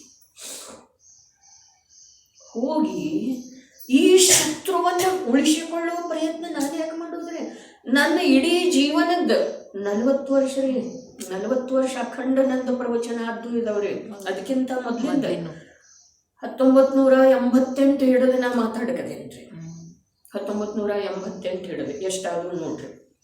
ಅಷ್ಟು ವರ್ಷದಿಂದ ನಾನು ಈ ದೇಹ ದುಃಖದ ಕಾರಣ ಇದೆ, ಈ ದೇಹದ ಸಂಯೋಗದಿಂದ ಜೀವನಿಗೆ ಅವಮಾನ ಇದೆ, ಇದೇನು ಶೋಭಾಪ್ರದ ಅಲ್ಲ, ದೇಹದ ಕಾರಣದಿಂದ ಜೀವನ್ ಚತುರ್ಗತಿಗಳಲ್ಲಿ ಪರಿಭ್ರಮಣ ಮಾಡ್ತಾ ಇದ್ದಾನೆ, ಅಜ್ಞಾನಾವಸ್ಥೆಯಲ್ಲಿ ಪರಾಧೀನಾಗಿ ಉಳಿದಿದ್ದಾನೆ. ಈ ಮಾತು ಹೇಳ್ತಾ ಇದೆ ನನ್ನ ಮೇಲೆ. ಬುದ್ಧಿಪೂರ್ವಕ ಇದನ್ನು ರಕ್ಷಣೆ ಮಾಡಿಕೊಂಡ್ರೆ ನಾನು ಜಿನವಾಣಿಗೆ ನನ್ನ ಭಾಗ್ಯಕ್ಕೆ ಅಪಚಾರ ಮಾಡಿದ ಹಾಗೆ ಆಗೋದಿಲ್ರಿ. ಆಗ್ತಿದೇನಿಲ್ಲ ನೀವು ಹೇಳಿ. ಆತ್ಮವಂಚನೆ लोग का संगे ब्रह्म ज्ञान आपण कोरडे पाषाण असो कसं क्या है? ನನಗಂತೂ ಸಾಧ್ಯ ಇಲ್ಲ. ನಾನೇನ್ರಿ ದೊಡ್ಡಸ್ತನ ಹೇಳ್ತಾ ಇಲ್ಲೇನು ಹೀಗೆ ಮಾತಿಲ್ಲ. ನಿಮ್ಮ ಭೂಮಿಕೆಗೆ ಅನುಸಾರವಾಗಿ ನನಗೆ ಏನಾದರೂ ಅವಸ್ಥೆ ಆದ ನಂತರ ನೀವು ಏನು ಮಾಡೋದು ನಿಮ್ಮ ವಿಚಾರ ಇದೆ. ಅದಕ್ಕೆ ನೀವು ಕೂಡ ಇಂದು ನಿರ್ಣಯ ಮಾಡಿ ಉಪಯೋಗ ಇಲ್ಲ. ಆಗಳದೊಳಗೆ ಏನು ಬರ್ತಿದೆ ಆಗೋದಿದ್ದೀರಿ ನಿಮ್ಮ ದುರ್ಬಲತೆಯಿಂದ. ಈಗ ಡಿಸೈಡ್ ಮಾಡಕ್ ಬರಂಗಿಲ್ಲ, ಅದು ಆಗೋದೇ ಇಲ್ಲ. ನಿಧಾನ ಬಂದು ವ್ಯರ್ಥ ಆಗ ನಾವು ಮಾಡ್ಕೊಳ್ಳೋದು. ಯಾರ ಕುರಿತಾಗಿ ಏನು ಸಂಬಂಧ ಇದೆ? ನನ್ನ ಸಲುವಾಗಿ ನೀವು ನಿಧಾನ ಬಂದು ಮಾಡ್ಕೊಳ್ಳಿಕ್ಕೆ ಏನು ಸಂಬಂಧ ಇದೆ ಹೇಳ್ರಿ ನೋಡೋಣ. ಅದಕ್ಕೆ ಇಲ್ಲಿ ಹೇಳ್ತಾ ಇದ್ದರು, ಇಂಥ ಮಹಾಪುರುಷರ ಸನ್ನಿಧಿಗೆ ಪ್ರತ್ಯಕ್ಷರೇ. ಜಿನವಾಣಿ ಅಂದ್ರೆ ಏನಿದೆ ರೀ? ಜಿನವಾಣಿ ಅಂದ್ರೆ ಜಡ ಇದೇನು, ಪ್ರತ್ಯಕ್ಷ ಆ ಜೀವದ ವಾಣಿ ಇದೆ ರೀ. ಅದ ರಾಜಮಲ್ಜಿ ಪಾಂಡೆನೇ ಇರಲಿ, ಎಂ ಮೃತ್ಯುಂಜರಾಚಾರ್ಯ ದೇವರೇ ಇರಲಿ, ಕುಂದರೇ ಇರಲಿ, ಪ್ರತ್ಯಕ್ಷ ಆ ಜೀವದ ಭಾವ ಸಂಸ್ಪರ್ಶ ಮಾಡಿ ಬಂದದ್ದು ಇದೆ ರೀ ಅದ. ಹಾಗಾದ್ರೆ ಅಂಥ ಮಹಾಪುರುಷರ ಶುಭ ಭಾವ ಉಪಾಧಿ ಇದೆ ಅನ್ನೋ ವೇಳೆದೊಳಗ ನಾನು ಅಶುಭ ಭಾವ ಮಾಡೋದ ಎಲ್ಲಿ ನ್ಯಾಯ ರೀ? ಅವರ ಸಂಯೋಗದೊಳಗೆ ನಾನು ಬಂದಿದ್ದೇನೆ ಅಂತ ಹೇಳಿ ಯಾವ ಆಧಾರದಿಂದ ಹೇಳ್ಕೊಳ್ಳೋದು? ಅದರ ಲಕ್ಷಣ ಏನ್ರಿ? ಏನು ಲಕ್ಷಣ ಹೇಳ್ರಿ? ಅಶುಭ ಭಾವದೊಳಗೆ ನಾನು ಉಳಿದ್ನು ಅಂತಂದ್ರೆ, ಅಶುಭ ಭಾವ ಯಾವ್ದ? ದೇಹ ಅಂದ್ರೆ ನಾ ಅನ್ನೋದೇನಿದೆ ಅದುವೇ ಎಲ್ಲಕ್ಕಿಂತ ದೊಡ್ಡ ಅಶುಭ. ಎಲ್ಲಕ್ಕಿಂತ ನೀವು ಯಾರ್ದ ಹಿಂಸಾ ಮಾಡಲಿಲ್ಲ, ಒಂದೂ ಪ್ರಾಣಿಗೆ ನೋಯಿಸಲಿಲ್ಲ, ಆದ್ರೆ ಅದರಿಂದ ಏನೂ ಆಗೋದಿಲ್ಲ. ಒಂದು ಚೂರು ಎಲ್ಲರ ಪುಣ್ಯ ಆಗ್ತಿದೆ, ಅದು ಜಡದೊಳಗೆ ಬಂದು ಹೋಗ್ತಿದೆ. ಒಂದು 10 ಲಕ್ಷ ಆಸ್ತಿ ಸಿಗ್ತಿದ್ದೀರಿ, ನೀವು 1 ಲಕ್ಷನೂ ತಿನ್ನೋದು ಸಾಧ್ಯ ಇಲ್ಲ. ಅದ್ರೊಳಗಿಂದ ಹಂಗೆ ಹೋಗ್ತಿದ್ದೀರಿ, ಅದು ಪುಣ್ಯ ಮಧುಕರಣ್ಣ. 1 ಕೋಟಿ ಆಸ್ತಿ ಸಿಗ್ತಿದೆ, ತಿನ್ನೋದೇನೂ ಸಾಧ್ಯ ಇಲ್ಲ. ತಿನ್ನೋದು 1 ರೊಟ್ಟಿ ರೀ. ಮೊನ್ನೆ ನೀವು ಹೇಳಿದ್ರಲ್ಲ, ಇಷ್ಟ್ಯಾಕೆ ವಿಚಾರ ಬರವತ್ತು ಈಗಿನ ಹುಡುಗರಿಗೆ? ಅವಮಾನ ಅಂತಾರ್ರಿ. ತಮ್ಮ ಆಹಾರ ತಾವು ಮಾಡಿ ತಿನ್ನೋದಂದ್ರೆ ಅವಮಾನ ಅಂತಾರೆ. ತಮಗೆ ಯಾರು ಬೇಕನ್ನಿಸ್ತಾರೋ ಅವರಿಗೆ ಮಾಡಿ ಹಾಕೋದಂದ್ರೆ ಅವಮಾನ. ಅಡಿಗೆ ಮನೆಗೆ ಹೋಗೋದಂದ್ರೆ ಹೆಣ್ಣು ಮಕ್ಕಳಿಗೆ ಅವಮಾನ. ಜುಟ್ಟು ಬಿಟ್ಕೊಂಡು ಮೊಬೈಲ್ ಹಿಡ್ಕೊಂಡು ಪ್ಯಾಂಟ್ ಹಾಕೊಂಡು ತಿರ್ಗೋದಂದ್ರೆ ಸನ್ಮಾನ ಅನಿಸ್ತಿದೆ. ಆದ್ರೆ ಅದರೊಳಗೆ ಎಂಥ ಅವಮಾನ ಇದೆ ಅನ್ನೋದು ಗೊತ್ತಿಲ್ಲರಿ ಅವಕ್ಕ, ಮೂರ್ಖ ಜೀವಗಳಿಗೆ. ಈ ಫಾರಿನ್ಗೆ ಹೋಗೋ ಹುಡುಗರು, ಪರದೇಶಕ್ಕೆ ಹೋಗೋ ಹುಡುಗರು ಮದುವೆ ಆಗಿದ್ದು ಆಗಕ್ಕಿಲ್ಲ, ಅವರ ಮೊದಲು ಇಲ್ಲಿ ಕಲಿಯಾಕತ್ತಾರ್ರಿ. ಅಂದ್ರೆ ನಿಧಾನ ಅನ್ನ ಸಾರ ಸ್ವಲ್ಪ ಇದನ್ನು ಮಾಡೋದು ಬೇಕ್ರಿ. ಕಲಿಯಾಕತ್ತಾರಂದ್ರೆ ಅದು ರಕ್ತದೊಳಗೆ ಬೇಕು, ರಕ್ತದೊಳಗನ ಬೇಕು ನೋಡ್ರಿ. ಅಡುಗೆ ಮನೆ ಬಿಟ್ಟ ಹೆಣ್ಣುಮಗಳ ಪಡಸಾಲೆಗೆ ಬಂದಳು ಅಂತಂದ್ರೆ ಮಹಾ ಕಲಂಕರೆ, ಮನೆತನಕ್ಕೆ ಕಲಂಕ. ಮತ್ತಿನ್ನು ಇದು ಈ ಅಡುಗೆ ಮನೇನ ಬೇಡ ಅನ್ನುವಂಥ ಮನೋಭೂಮಿಕ ಅವಕ್ಕೆ ಹೆಣ್ಣು ಅನ್ನೋದೇನ್ರಿ? ನಾನು ಬೈತಾ ಇಲ್ಲ, ಆದರೆ ದುರ್ಭಾಗ್ಯ ಅವುಗಳದ್ದ ಮಹಾನ್ ಭಯಂಕರ ಇದೆ ಭವಿಷ್ಯ. ಇದು ಹೇಳ್ತಾ ಇದ್ದೆ. ಆ ಥರದ ಸಮಾಜ ವ್ಯವಸ್ಥೆ, ಹೆಣ್ಣು ಗಂಡಿನ ವ್ಯವಸ್ಥೆ, ಇದು ದುರ್ಭಾಗ್ಯ ಕಲಂಕ ಏನಂದ್ರೆ ಪಡಿಸಲಿಕ್ಕೆ ಬಂದಿದೆ ಅಂತ ಅದು ಭಾಳ ದೂರದಿಂದ ಕಾಣ್ತಾ ಇದೆ. ಅದು ಕರ್ನಾಟಕ ಹೇಳಿದ್ರು ನಾವು, ಈಗ ಅದು ಭಾಳ ಮುಂದೆ ಬಂದ್ಬಿಟ್ಟಿದೆ. ಹಾಂ, ಭಾಳ ಮುಂದೆ ಬಂದುಬಿಟ್ಟಿದ್ದಿ. ಆದ್ರೆ ಮುಂದೆ ಬಂದಿಲ್ಲ, ಭಾಳ ಅದ ಹದಗೆಟ್ಟಿ ಹೋಗಿ ಏನದ ಸೌಂದರ್ಯ ಕಳ್ಕೊಂಡಿದ್ರಿ ನೋಡ್ರಿ. ಬುರ್ಕಾದೊಳಗಿರೋರ, ಮೇನೆಯೊಳಗೆ ಬರೋರ, ಆ ಹೆಣ್ಮಕ್ಳದ ಗೌರವ ಎಂಥದ್ದಿತ್ತು ಹೇಳಿ. ನಾವು ನಿಮ್ಮ ಗೌರವ ನೀವು ಕಳ್ಕೊಳ್ತಾ ಇದ್ದೀರಿ. ನಿಮಗೆ ಅನ್ನಿಸ್ತಿದೆ ನಾವು ಪುರುಷರು ಸಮಾನಾಗಿದ್ದೇವೆ, ಸಾಧ್ಯ ಇಲ್ಲ. ನಿಮ್ಮ ಗೌರವ ನೀವು ಕಳ್ಕೊಂಡಿದ್ದೀರಿ. ಅದಕ್ಕೆ ಈ ಸಾಮಾಜಿಕ ವ್ಯವಸ್ಥೆಯ ಬಗ್ಗೆ ಅಥವಾ ನಮ್ಮ ಈಗ ನಮ್ಮ ಪರಂಪರೆಯೊಳಗ ಹುಟ್ಟಿ ಬರ್ತಾ ಇದ್ದಾವ ಆ ಜೀವಗಳ ವಿಚಾರ ಸರಣಿಯ ಬಗ್ಗೆ ವಿಚಾರ ಮಾಡಿದ್ರೆ ನಿಜವಾಗಿ ನಾವು ತಲೆ ತೆಳಗೆ ಹಾಕೋದ ಒಂದು ಮಾತ. ಎರಡನೇದಂತಂದ್ರೆ ನಾವು ಆ ಕಡೆ ವಿಚಾರ ಬಿಟ್ಟು ಅಷ್ಟು ಅದು ಎಲ್ಲಕ್ಕಿಂತ ಶಾಂತಿ ಇರ್ಬೇಕಂದ್ರೆ ಅದ ಮಾಡ್ಬೇಕು. ಆದ್ರೆ ಅಷ್ಟು ಅದಿನ್ನೂ ಬಲ ಬರ್ಬೇಕಲ್ಲ. ಅದು ಬರ್ತಾ ಬರೋದಿದೆ ಬಲ. ಕಣ್ಣು ಕಾಣಿಸ್ತಿದೆಯಲ್ಲ, ಇಲ್ಲಿ ಹೇಳಿದ್ರಲ್ಲ ಸ್ವಯಂಭೂ ಸ್ತೋತ್ರದೊಳಗ ಮುನಿರಾಜರ ದ್ರವ್ಯ ಪೂಜೆ ಯಾಕೆ ಮಾಡುವುದಿಲ್ಲ, ಶ್ರಾವಕರ ದ್ರವ್ಯ ಪೂಜೆ ಯಾಕೆ ಮಾಡ್ತಾರೆ? ಯಾಕೆ ಅಂತಂದ್ರೆ ಅವ್ರದ್ದು ಮನಸ್ಸು ಚಂಚಲ ಇದೆ. ವಚನ ವಸ್ತು ಇದ್ದ ನಂತರ ಅದು ಒಂದು ಸ್ವಲ್ಪ ಏಕಾಗ್ರ ಆಗ್ತಿದೆ, ಇಲ್ಲ ಅಂತಂದ್ರೆ ಎಲ್ಲೆಲ್ಲೋ ತಿರುಗ್ತಿರ್ತಿದೆ ಅಂಥೇಳಿ ಅವರಿಗೆ ಪೂಜಾದ ವಚನ, ಪೂಜಾ ದ್ರವ್ಯ ಬೇಕು. ಮುನಿರಾಜರದ ಭಗವಂತನನ್ನ ನೆನೆಸ್ತಾ ಇದ್ದ ಹಾಗೆ ಅವ್ರ ಗುಣಗಳ ಜೊತೆಗೆ ಒಂದಾಗ್ತಿದೆ. ಅವ್ರಿಗೆ ಯಾಕೆ ಬೇಕು ಪೂಜಾ ಸಾಮಗ್ರಿ? ಹಾಗೆ ನಮ್ಮಲ್ಲೇ ನಾವು ಬೆಳೆದೆವು ಅಂತಂದ್ರೆ ಆ ವಿಕಲ್ಪ ಬಿಟ್ಟು ಹೋಗ್ತಿದ್ದೇವೆ. ನೋಡ್ತಾ ಇದ್ದೇವೆ, ಮಾತಾಡ್ತಾ ಇದ್ದೇವೆ ಅಂದಮೇಲೆ ಅವು ವಿಚಾರ ಬರ್ತವ್ರೆ. ಅದಕ್ಕೆ ಹೇಳಿತ್ತು, ಪರಪದಾರ್ಥ ಏನೂ ಮಾಡುವುದಿಲ್ಲ, ಆದರೆ ವಿಕಾರಿ ಭಾವದ ಉತ್ಪತ್ತಿಗೆ ಅದು ನಿಮಿತ್ತ ಇರುವುದರಿಂದ ಆ ಪದಾರ್ಥಗಳಿಂದ ದೂರ ಹೋಗ್ತಾರೆ ಆತ್ಮಸಾಧಕ. ಅದು ಆ ಭೂಮಿಕೆ ಬಂದ ಮೇಲೆ ಈಗ ಅದು ಒಳಗಡೆ ಏನಿಲ್ಲದ ಓಡಿ ಹೋದ್ರೆ ಮತ್ತೆ ಇನ್ನೂ ಏನಾಗ್ತಿದ್ದೀರಿ, ಒಳಗಡೆದ್ದು ಕೆಡ್ತಿದ್ದೀರಿ. ಎಲ್ಲಿ ಓಡಿ ಹೋಗೋದಿದೆ? ಎಲ್ಲೂ ಓಡಿ ಹೋಗೋದೆಲ್ಲ ಸ್ಥಿರ ಸ್ವಭಾವವನ್ನು ಹಿಡ್ಕೊಳ್ಳುವಂಥ, ಸ್ಥಿರ ಸ್ವಭಾವದಲ್ಲಿ ಸ್ಥಿರಗೊಳ್ಳುವಂಥ ಒಂದು ಸಾಮರ್ಥ್ಯವನ್ನು ಬೆಳೆಸಿಕೊಳ್ಳುವುದಿದೆ. ಮನೆಯಲ್ಲಿ ಇದ್ದ ಯೋಗಿ ಹಾಗೆ ಇರುವುದಿಲ್ಲ, ಸಂಘದೊಳಗಿದ್ದ ನಿಸ್ಸಂಗ. ಗ್ರಹ ತಪಸ್ವಿಯ ಕೊಂಡಾಡಲ್ ಅಳವೇ ಅಂತ ಹೇಳ್ತಾನೆ ರತ್ನಾಕರವರ. ಅವನು ಗ್ರಹ ತಪಸ್ವಿ, ಅವನನ್ನ ಕೊಂಡಾಡೋದು ನನ್ನಿಂದ ಸಾಧ್ಯವೇ, ಆದರೂ ಕೂಡ ನಾನು ಅವನನ್ನ ಹೇಳ್ತಾ ಇದ್ದೇನೆ, ಅವನ ಗುಣಗಳನ್ನ.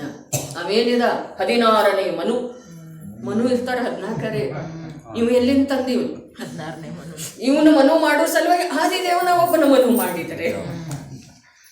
ಆದಿದೇವನ ಇಲ್ಲ, ಅವರು ಎಷ್ಟೋ ಇದರಲ್ಲಿ ಮನು ಅಂತಾರೆ. 14ನೇ ಮನು ಅಂದ್ರೆ ರತ್ನಾಕರ. ಪ್ರಥಮ ಚಕ್ರಿ 16ನೇ ಮನು, ಜಗವೆಲ್ಲ ಕಾಮಿಸತಕ್ಕ ಚಲುವ ಅಂತೇಳಿ. ಜಗತ್ತೆಲ್ಲ ಎಂಥ ಶಬ್ದ ರೀ. ಗಂಡು ಮಕ್ಕಳ ಸಲುವಾಗಿ ಹೆಣ್ಣುಮಕ್ಕಳ ಸಲುವಾಗಿ ಗಂಡು ಮಕ್ಕಳ ಆಕರ್ಷಿತ ಆಗ್ತಾರೆ, ಆ ಮಾತು ಬೇರೆ. ಆದ್ರೆ ನನ್ನ ಕಥಾನಾಯಕಿದ ಹೆಣ್ಣು ಮಕ್ಕಳು ಗಂಡು ಮಕ್ಕಳು ಎಲ್ಲರೂ ಆಕರ್ಷಿತ ಆಗ್ತಾರೆ. ಅವ್ರ ಜೀವನ ಧನ್ಯ ರೀ. ನಾವು ಎಲ್ಲಿ ಪದಾರ್ಥದೊಳಗೆ, ತುಚ್ಛ ಪದಾರ್ಥದೊಳಗೆ ಸುಧಾ ತಾಯಿ ಹೇಳಬೇಕಾದ್ರೆ ಕಸ ಮುಸುರೆಯೊಳಗೆ ನಾವು ಆಕರ್ಷಿತ, ಕೊಳಚೆಯೊಳಗೆ ಅವ್ರ ಜೀವನ ಎಷ್ಟು ದಿನ. ರತ್ನಾಕರಂದು ಹೇಳ್ತಾ ಇದ್ದೇನೆ, ಬಡ ಚಕ್ರವರ್ತಿದಲ್ಲ, ರತ್ನಾಕರನ ಜೀವನ, ಚಂದ್ರಸಾಗರ ವರ್ಣಿಯ ಜೀವನ ಎಂಥ ಬನಾರಸಿದಾಸನ ಜೀವನ. 9 ಮಕ್ಕಳ್ರಿ, 3 ಹೆಂಡ್ರ, ಎಲ್ಲರೂ ಸತ್ತು ಹೋದ್ರು, ಎಲ್ಲರೂ ಸತ್ತು ಹೋದ್ರು.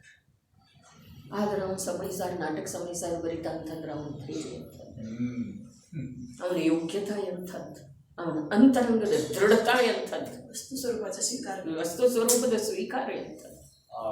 ರತ್ನಾಕರ, ಪಂಪ, ಇವರ ಯಾವ ಹಿಂದಿ ಬನಾರಸಿದಾಸ ಇಂಥ ವ್ಯಕ್ತಿತ್ವ ತಲೆಯೊಳಗೆ ಹಿಡಿಸೋಂಗಿಲ್ಲ ಅವ್ರು ಏನಿದಾರು. ಹೌದ್ರಿ, ಆದ್ರೆ ತಲೆಯೊಳಗೆ ಅವ್ರದ್ದೇ ಮಹಿಮಾ ಬರ್ತಿತ್ತು ಅಂತಂದ್ರೆ ನಮ್ಮ ಜೀವನ ತನ್ನಷ್ಟಕ್ಕೆ ತಾನೇ ಮೇಲೆ ಮೇಲೆ. ಅದಕ್ಕೆ ಇಲ್ಲಿ ಇದರೊಳಗೆ ಬಂತಲ್ಲ ಪ್ರಸ್ತಾವನೆಯೊಳಗ, ಭಗವಂತರ ಗುಣಾನುವಾದ ಮಾಡುವುದರಿಂದ ಸ್ವಾಭಾವಿಕವಾಗಿ ನಮಗೆ ನಮ್ಮ ಆತ್ಮನ ಅನುಭವದ ಕಡೆಗೆ ಗಮನ ಆಗ್ತೀವಿ. ಅಂಥವು ನಾನಿದ್ದೇನೆ ಅಂತ ವಿಕಲ್ಪ ಮಾಡ್ಕೋತ ಕೂತರ ಆಗುವುದಿಲ್ಲ, ತಿಳಿತಾರೆ. ತೋಚಮೆಯ ಆಹೆ ಮಡ್ಲೆ ತರ ಕಾಯಿ ಹೊನ್ನಾರ. ಆದ್ರೆ ಅವನ ಗುಣಗಳ ಮಹಿಮೆಯೊಳಗ ಒಂದಾಗಿ ಹೋದೆವು ಅಂತಂದ್ರೆ ಉಳಿದದ್ದೆಲ್ಲ ಮರೆತು ಹೋಗ್ತಿದೆ. ಆಮೇಲೆ ಬರ್ತಾ ಬರ್ತಾ ನಾವು ಅದುವೇ ಆಗಿಬಿಡ್ತೇವೆ, ಅದುವೇ ಆಗಿಬಿಡ್ತೇವೆ. ಯಾರ ಜೊತೆ ಯಾವ ಪ್ರಕಾರದ ಮಾತು ಮಾತಾಡ್ತೇವೋ ಅವು ಸುಲಭ ನಮಗೆ ಬರ್ತಾವ ಅಥವಾ ಇಲ್ರಿ.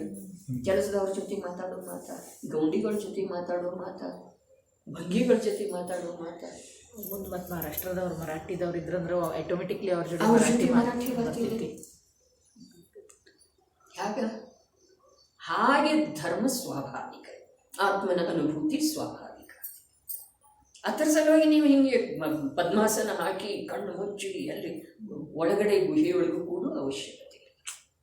ಸಹಜ ಹೋಗ್ತಾ ಮಲ್ಕೊಂಡಲ್ಲಿ ತಿಂತಾ ಇರೋ ವೇಳೆದೊಳಗೆ ಮುನಿರಾಜರೇನು ಮಾಡ್ತಾರೆ, ಜಡದ ಅನ್ನವನ್ನ ಜಡಗ್ರಹಣ ಮಾಡ್ತಾ ಇರ್ತಿದೆ, ಹಾಕ್ತಾರೋ ಅನ್ನೋದು ಕೂಡ ಉಪಚಾರ. ಅವರ ಸ್ವಯಂ ಚಿದ್ಗುಣಾನ್ನವನ್ನು ಹೊಂದ್ತಾ ಇರ್ತಾರೆ. ದೇಹದ ಕಾರ್ಯ ಮಾಡ್ತಿದೆ, ದೇಹ ಗಮನದ ಕಾರ್ಯ ಮಾಡ್ತಿದೆ, ದೇಹ ಖಡ್ಗಾಸನದಲ್ಲಿ ನಿಲ್ಲುತ್ತಿದೆ, ದೇಹ ಪದ್ಮಾಸನದಲ್ಲಿ ಮಂಡಿಸ್ತಿದೆ. ಯಾರ ದೇಹದಿಂದ ಭಿನ್ನ ಆತ್ಮನನ್ನ ಕ್ಷಯೋಕ್ಷಮ ಜ್ಞಾನದೊಳಗೆ ಕೂಡ ನಿಶ್ಚಿತ ಸ್ವೀಕಾರ ಮಾಡಿದರೋ ಅವರಿಗೆ ಅದು ತಿಳಿದು ಬರ್ತಿದೆ. ದೇಹದ ಕ್ರಿಯೆ ದೇಹ ಮಾಡ್ತಿದೆ. ಆಯ್ತಲ್ಲ ವೇಳೆ 3 ಕಾಲದಲ್ಲೂ ಆ ಶುದ್ಧ ಚೇತನ ಪರಿಣಮನ ರೂಪವಾದ ಸ್ವರೂಪಾಚರಣ ಚಾರಿತ್ರವು ಅದು ಆತ್ಮದ್ರವ್ಯದ ನಿಜ ಸ್ವರೂಪದ ಹಾಗೆ ಇದೆ. ಶುಭಾಶುಭ ಕ್ರಿಯೆಗಳ ಹಾಗೆಯೇ ಉಪಾಧಿ ರೂಪವಿಲ್ಲ. ಉಪಾಧಿ ಅದವ್ಯವ, ಇನ್ನೊಬ್ಬರಿಗೆ ಉಪಕಾರ ಮಾಡುವ ಭಾವ ಉಪಾಧಿ ರೂಪ. ಅಂದ್ರೆ ಅಪಕಾರ ಮಾಡ್ರೂ ನಡೀತಿದೆಯನ್ನ ಹಾಗ ಮಾತಂತೂ ಹಾಗಿರುವುದಿಲ್ಲ. ಆ ಕಾರಣದಿಂದ ಅದು ಒಂದು ಜೀವ ದ್ರವ್ಯ ಸ್ವರೂಪವಿದೆ. ಒಂದು ಜೀವ ಹಾಗೆ ಅರ್ಥ ಅಲ್ಲ, ಜೀವ ದ್ರವ್ಯದನ ಒಂದು ಸ್ವರೂಪ ಇದೆ ಅಂತ ಅರ್ಥ. ಜೀವ ದ್ರವ್ಯದ ಒಂದು ಅರ್ಥಾತ್ ಅದರೊಳಗೆ ಇನ್ನೊಂದರ ಬೆರಕೆ ಯಾವಾಗೂ ಆಗುವುದಿಲ್ಲ. ಒಂದು ಅರ್ಥಾತ್ ಅದರ ನಾಶಿ ಯಾವಾಗೂ ಆಗುವುದಿಲ್ಲ. ಯಾವಾಗಲೂ ಇರೋದು ಯಾವಾಗಲೂ ಇರೋದು ಏನ ಯಾವ ಸ್ವರೂಪಾಚರಣ ಚಾರಿತ್ರ್ಯ ಇದೆಯಲ್ಲ ಅದು ಜೀವ ದ್ರವ್ಯದ ಒಂದು. ಅಹಂ ಏಕೋ ಅಹಂ ಬಿಡ್ರಿ ಏಕೋ, ಅದು ಒಂದು ಸ್ವರೂಪ ಇದೆ. ಯಾವುದ್ರದ್ದು? ಜೀವದ್ರವ್ಯ. ಹಾಗಾದ್ರೆ ನಾನು ಜೀವದ್ರವ್ಯ ಇದ್ದೇನಲ್ಲ, ಬಹಳ ಒಳ್ಳೇದಾಯ್ತು. ನಿನ್ನ ಸ್ವರೂಪ ಹೀಗೆ ಇದೆ. ನಾನು ಮನುಷ್ಯ ಇದ್ದೇನೆ, ನಾನು ಜೈನ್ ಇದ್ದೇನೆ, ನಾನು ಶ್ರಾವಕ ಇದ್ದೇನೆ, ನಾ ಅಷ್ಟವಿಧಾರ್ಚಕ ಇದ್ದೇನೆ, ನಾ ಸ್ವಾಧ್ಯಾಯಿ ಇದ್ದೇನೆ ಅಂಥೇಳಿ ನಾನಾ ಪ್ರಕಾರದ ಭಾವ ಇದ್ದು ಅಂತಂದ್ರೆ ಆ ಒಂದರ ಪ್ರಾಪ್ತಿ ಆಗುವುದಿಲ್ಲ. ಒಂದು ಇದೆ ನೋಡ್ರಿ, ಅದರೊಳಗೆ ಏನೂ ಕೂಡುವುದಿಲ್ಲ, ಅಂಥದ್ದಿದೆ ಅದು ಒಂದು. ಅದಕ್ಕೆ ಇಲ್ಲೇನು ಹೇಳಿದ್ರು, ಅದು ಒಂದು ಜೀವದ್ರವ್ಯ ಸ್ವರೂಪವಿದೆ. ಅರ್ಥಾತ್ ಜೀವದ್ರವ್ಯದ ಒಂದು ಸ್ವರೂಪ ಇದೆ, ಅದು ಒಂದೇ ಇದೆ. ಒಂದು ಅದಕ್ಕೆ ಒತ್ತು ಕೊಡಲಿಲ್ಲ, ಯಾಕಂತಂದ್ರೆ ಇನ್ನೊಂದು ಅದರ ತಂತೆಗೆಲ್ಲ ಹೋಗೋದಿಲ್ಲ ಅಂದಮೇಲೆ ಒಂದೇ ಅಂಥೇಳಿ ಅದಕ್ಕೆ ಹೇಳ್ತಾರೆ.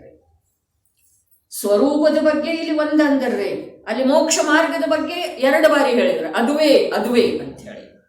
ಯಾಕೆ ಅಂತಂದ್ರೆ ನಮ್ಮ ಕಲ್ಪನಾದೊಳಗೆ ಮತ್ತು ಬಾಹ್ಯ ಕಾರ್ಯ ಕಾಣಿಸ್ತಾವಲ್ಲ, ಶುಭ ಕಾರ್ಯ ಕಾಣಿಸ್ತಾವು, ಪಂಚಮಹಾವ್ರತ ಕಾಣಿಸ್ತಾವು, ನಿರ್ಗ್ರಂಥ ದೇಹ ಕಾಣಿಸ್ತಿದೆ, ತಪಸ್ಸು ಕಾಣಿಸ್ತಿದೆ, ಅವೆಲ್ಲ ಕಾಣಿಸ್ತವೆ. ಆದರೆ ಮೋಕ್ಷ ಮಾರ್ಗ ನಿನಗೆ ಅವೆಲ್ಲ ಕಂಡ್ರೂ ಅದು ಒಂದೇ ಮೋಕ್ಷ ಮಾರ್ಗ. ಅದು ಒಂದೇ, ಅದುವೇ ಯಾವುದ ಸ್ವರೂಪಾಚರಣೆ.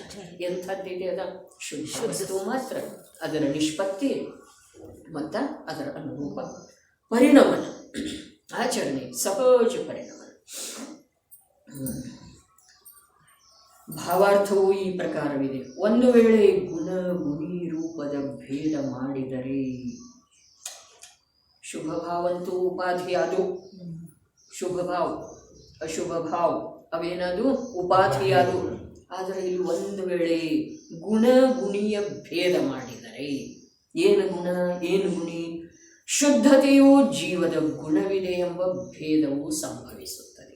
ಇಷ್ಟ ಆಗ್ತಿದೆ ನೋಡಪ್ಪ, ಇದಕ್ಕಿಂತ ಭೇದ ಏನು ಹೆಚ್ಚವನಲ್ಲೇ ಆಗುದಿಲ್ಲ. ಒಂದಿದೆಯಲ್ಲ, ಆ ಒಂದರೊಳಗೆ ಭೇದ ಏನು ಮಾಡೋದ, ಒಂದರೊಳಗೆ ಅದ ನಿರಂಶ ಇದೆಯಲ್ಲ ಪರಮಾಣು ಪುದ್ಗಲದ ಅಂತಿಮ ಭಾಗ, ಅದರೊಳಗೆ ಏನು ಭೇದ ಮಾಡೋದ, ಏನು ಭೇದ ಮಾಡೋದು, ನಿರಂಶ. ಅದರೊಳಗೆ ಎರಡು ಮಾಡಲಿಕ್ಕೆ ಬರೋದಿಲ್ಲ.